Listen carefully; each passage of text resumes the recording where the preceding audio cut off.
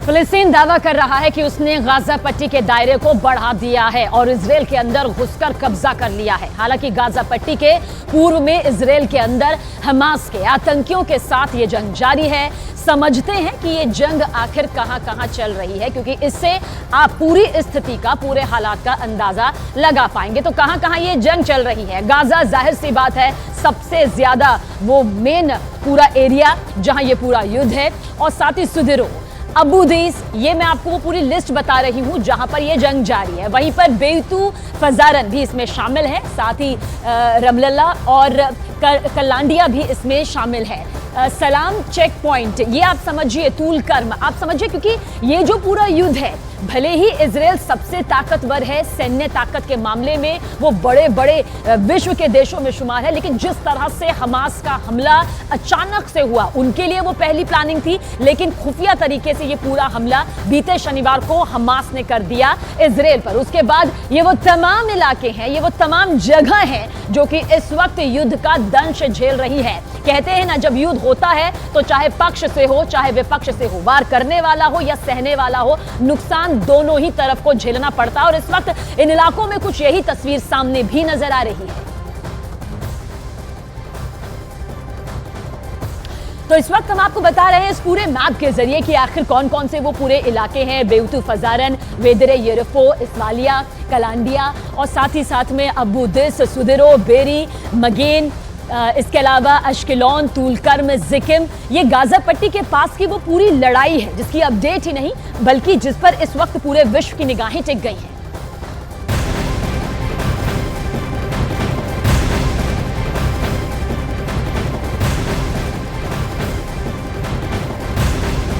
Battleground से जुड़ी इस वक्त की एक और बड़ी अपडेट आपको बता दें। अमेरिका के पेंटागन से अमेरिका के रक्षा मंत्रालय ने यह साफ कर दिया है कि इजराइल के पास जो अमेरिका ने अपने कैरियर स्ट्राइक ग्रुप को भेजा है, उसकी तैनाती इसीलिए की गई है कि अगर ईरान या फिर हिजबुल्लाह की ओर से बड़ा अटैक होता है तो उसका जवाब दिया जा सके।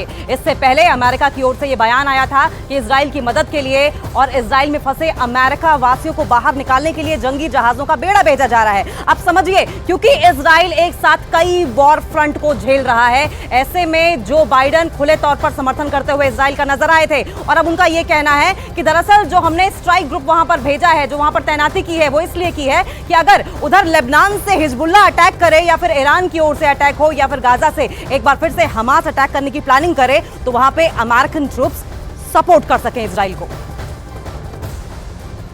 देखिए, अमेरिका, ब्रिटेन, फ्रांस समेत कई शक्तिशाली देशों ने हमास को वैश्विक तौर पर आतंकी संगठन करार दे रखा है। ये मोहर लगा रखी है। भले ही हमास इस बात को ना मानता हो, वो खुद को एक विद्रोह के तौर पर देखता हो, लेकिन हकीकत यही है कि जिस तरह से उसने हमला किया और जिस तरह से उसका पूरा इतिहास रहा है, वो आतंक को लेकर हमेशा से यहाँ पर पहचाना जाता रहा है। वहीं दुनिया भर में लोग इजराइल और फिलिस्तीन के युद्ध पर गुस्सा जाहिर कर रहे हैं। कुछ जगहों पर इजराइल के साथ है, तो कुछ लोग जहां पर बातचीत यहां पर हो रही है, वो इजराइल के खिलाफ प्रदर्शन भी करते हुए नजर आ रही है। 3 तस्वीरें देखिए, अर्जेंटीना, ऑस्ट्रेलिया, ब्रिटेन की तस्वीरें। अर्जेंटीना में जहां इजराइल के समर्थन में लोग प्रदर्शन कर रहे हैं, इजराइल का साथ दे रहे हैं, तो वही अर्जेंटीना की राजधानी बुनोस आयरस में भी देखिए आप, लोगों ने यहां पर रैली निकाली। वहीं ऑस्ट्रेलिया के सिडनी में भी लोगों ने फिलिस्तीन के समर्थन में रैली निकाली। तो पक्ष विपक्ष 2 तस्वीरें यहां पर निकलकर सामने आई है, और किस तरह से इजरायलियों के खात्मे के यहां पर नारे लगाए गए हैं, जबकि ब्रिटेन के लंदन में फिलिस्तीन और इजराइल दोनों के समर्थन में रैलियां निकली और दोनों देशों के समर्थक आपस में भिड़ गए। ऐसे ही सोमवार को अमेरिका में भी फिलिस्तीन और इजरायली आपस में भिड़ गए थे। तो 2 हिस्सों में कुछ इस वक्त विचारधारा बट चुकी है।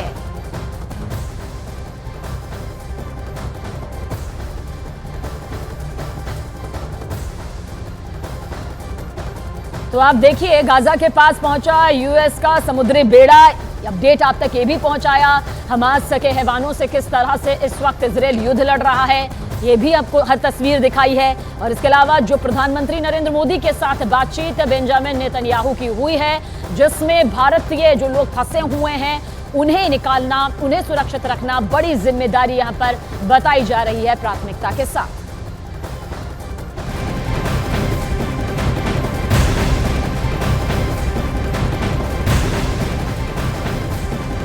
गाजा और इजराइल वॉर जोन से एक और ब्रेकिंग न्यूज सामने आ रही है। गाजा में हमास के ठिकानों पर इजराइल की बमबारी लगातार जारी है। कल युद्ध के तीसरे दिन भी इजराइल ने गाजा में ताबड़तोड़ एयर स्ट्राइक किए थे। इजराइल के एक के बाद एक हमले से गाजा दहल उठा है। रात भर इजराइल ने वहां पर बमबारी की है। गोला बारूद विस्फोट की आवाजों से गाजा शहर गूंजता रहा है। रात में हुए हमले की तस्वीरें भी अब सामने आई हैं। इजराइल के हवाई हमलों में गाजा में भारी तबाही हुई है। ये देखिए, रात का समय था जबकि एक के बाद 100 से ज्यादा एयर स्ट्राइक्स इजराइल की ओर से की गई हैं।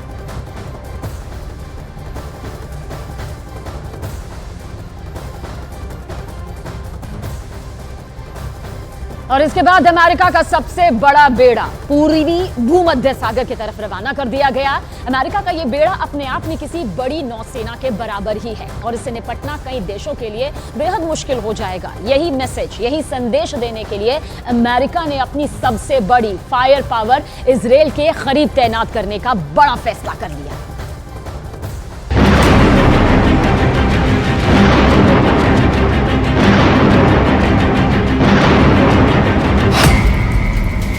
फोर्ड क्लास के करियर के साथ इस बेड़े की ताकत बहुत जबरदस्त है। इसमें यूएस नेवी का aircraft carrier USS Gerald Ford है, जिसमें तिकोन देरेगा क्लास का मिसाइल क्रूजर है।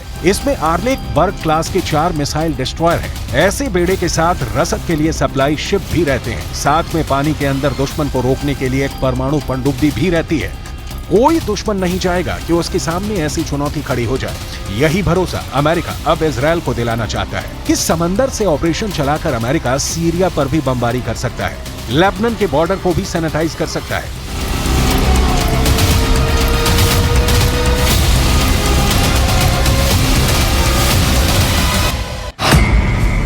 इस वक्त ये कैरियर इजराइल के गाजा के पश्चिम में भूमध्य सागर में तैनात रहेगा और वहीं से ऑपरेशन चलाएगा। उसकी रेंज में लेबनान भी होगा, सीरिया भी होगा, तुर्की भी होगा और मिस्र के आसपास का इलाका भी होगा। यहीं से ये इजराइल के एयर स्पेस को सुरक्षित रखेगा और हमला भी कर सकता है। ये सब ऑपरेशन अमेरिका के फोर्ड क्लास का कैरियर और उसके बेड़े में मौजूद बड़े बड़े डिस्ट्रॉयर पूरा कर सकते हैं। ऐसा अमेरिका पहले इराक में कर चुका है, उसने अफगानिस्तान में करके दिखाया है और ईरान को भी वो लगातार धमकी देता रहा है। इजराइल के लिए भी जेराल्ड फोर्ड कैरियर को भेजना एक बड़ा युद्ध छेड़ सकता है।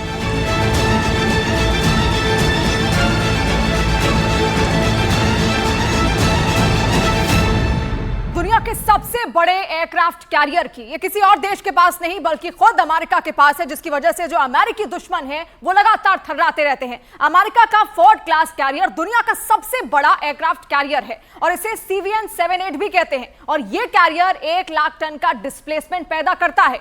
भारत का एयरक्राफ्ट कैरियर INS विक्रांत इससे आधे से भी कम वजन का है। तो देखिए कितना वजन इसमें है। यहां पर 1 लाख टन का कम से कम ये है। यूएसएस जेराल्ड फोर्ड की बात हम यहां पर कर रहे हैं और ये एयरक्राफ्ट कैरियर न्यूक्लियर पावर से चलता है, यानी इसकी रेंज अनलिमिटेड है और ये दुनिया में कहीं भी पहुंच सकता है, यानी कोई भी कोना हो वहां पर इसको आराम से आसानी से पहुंचाया जा सकता है क्योंकि न्यूक्लियर पावर का ये इस्तेमाल करता है। और ये एयरक्राफ्ट कैरियर 56 किलोमीटर प्रति घंटे की रफ्तार से समंदर में चल सकता है। ये एक कैरियर की बहुत अच्छी रफ्तार कही जाएगी, बहुत बढ़िया रफ्तार मानी जाएगी, यानी कहीं पर भी ये 56 किलोमीटर प्रति घंटे की रफ्तार से आसानी से पहुंच सकता है। और इस कैरियर पर करीब 3000 नौसैनिक तैनात किए जा सकते हैं, यानी कि दुश्मनों के लिए भी ये एक बड़ा टारगेट बन सकता है। और इसकी अगर आगे की बात की जाए, जो टेक्नोलॉजी का इस्तेमाल इसमें किया जा रहा है, इस एयरक्राफ्ट कैरियर पर 90 विमान और हेलीकॉप्टर तैनात यहां पर किए जा सकते हैं, यानी कि जो सैनिक है उनको तो यहां पर तैनात किया ही जा सकता है। इसके अलावा 90 विमान और इसके अंदर हेलीकॉप्टर भी तैनात किए जा सकते हैं और इनमें 75 तो सिर्फ लड़ाकू विमान है। और अभी इस एयरक्राफ्ट कैरियर पर सुपर हॉर्नेट विमान तैनात है और इस पर से F-35 स्टेल्थ फाइटर भी ऑपरेट कर सकते हैं और उनको पूरी तरह तैनात करने की तैयारी की जा रही है। यानी आप समझ सकते हैं कि आखिर किस टेक्नोलॉजी से ये लैस है और कैसे सुपर हॉर्नेट